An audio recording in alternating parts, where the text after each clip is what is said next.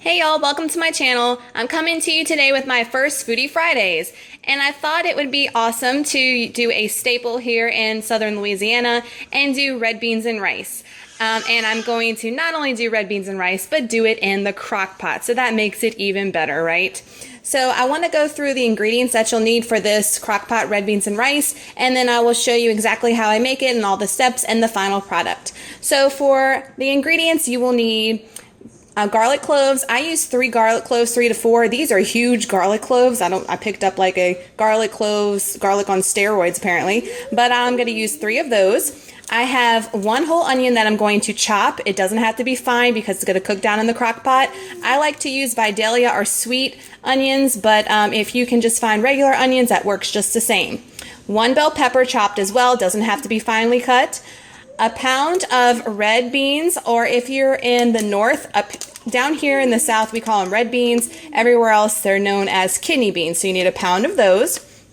You need a pound of smoked sausage. I like to use turkey sausage just because it is a little bit leaner and healthier, and I can't tell the difference from using regular sausage in the past. So I use turkey sausage in ours.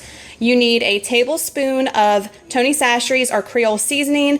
If a tablespoon is too much, I like things spicy, and I can't even really tell there's anything in there with the tablespoon. You might want to tone it back a little bit. You know, you can always add more, but you can't ever take out once you've added in there. Just Cajun seasoning of any kind if you don't have Tony Chachere's. You need 2 bay leaves, and you need a teaspoon of black pepper. So what I did last night, I put the beans in a pot of water to let them soak, and as you can see, if you look at them, it kind of breaks up the bean and softens the bean a little bit to get it ready to cook throughout the day, so it speeds up the cooking process just a little bit. So they've been sitting in the water, and what you want to do the next morning is you want to take that actual water it's been sitting in all night and use your measuring cup, and you need 6 to 7 cups of water in your crock pot. So I'm going to transfer my water right now, and I'm actually going to do 7. This red beans and rice recipe, and I'm spilling it everywhere, making a mess. 3, 4, 5, 6, and 7. This red beans and rice recipe, guys, it is not a super thick red beans and rice recipe, but it will thicken up overnight as you let it sit. So if you like it thicker, you might want to cook it and eat it the next day because all the flavors and all the spices will marry and it will be a little bit thicker the next day. But I like it either day, it's fine with me. All right, so after you have transferred your 6 to 7 cups of water into your crock pot, now you're going to drain the excess water from your beans and then transfer the beans over into your crock pot. All right, so I've drained all the water from the rest of my beans in the pot, and I transferred the beans back into the water that I transferred from the original pot, the 6 to 7 cups. I put 7. So also what I did last night, this saves me a lot of time in the morning when I'm going to work, is I went ahead and I chopped up my ingredients I was telling you about. So in this Tupperware container, I have the 1 bell pepper chopped, the onion, the garlic cloves, and the sausage. So that way in the morning, all I have to do is dump all this stuff in the crock pot, and I don't have to worry about chopping anything or spending time doing all that. So I'm going to take all these ingredients and I'm going to transfer them back into the crock pot.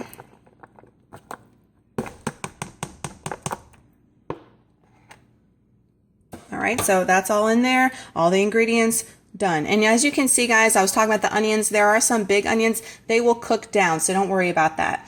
All right, so then I have my 2 bay leaves that I need to add in there. So I'm going to add those. I'm going to add my teaspoon of black pepper. Sprinkle it in there.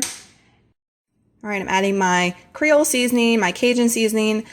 And again, remember, if you don't want to use a whole tablespoon because you think it's too much, you can always cut it back and use exactly what you want. Or you can add more if you like it super spicy. All right, so those are all the ingredients for the red beans and rice. Then you just take a spoon and you just gently stir and marry all the stuff together.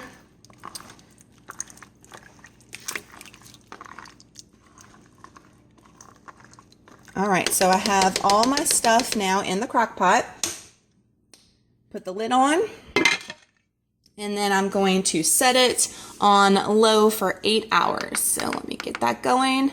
All right, so it's done on low for 8 hours, and you just leave it alone. You don't do anything to it, and you'll come back in 8 hours, and your red beans and rice will be done. How easy is that, y'all? And let me tell you, these red beans taste so good. So when I come back, I'm going to show you what it looks like with the rice already made, and I always make a sweet golden cornbread to go with it, and I add jalapeno dices to my cornbread. I told you I like things spicy. So I will also link the cornbread recipe down below as well if you want to try that to make along with your red beans. So I will see you in 8 hours so you can see what the final product looks like. All right, y'all, it's been 8 hours and the red beans are done. So I wanted to show you what the final product looks like. All right, so this is what the beans look like after they've been cooking 8 hours. I'll stir them around so you can see, but they are, like I said, they're not a thick red beans and rice the first night, but if you let them sit in the refrigerator overnight, all the flavors marry together and it does thicken up the next day. So if you like a thicker red bean, you'll want to eat it the next day. So those are the red beans. There is my cornbread that I made to go with it. You can see there is some jalapenos in there because I like it super spicy. And I even managed to make a dessert. I made a cookies and cream Blondie Oreos, but I made it with golden Oreos instead of regular Oreos like I usually do. And this is a super favorite of ours, and the hubby's already been into it before dinner. So I'm going to now plate the red beans so you can see them.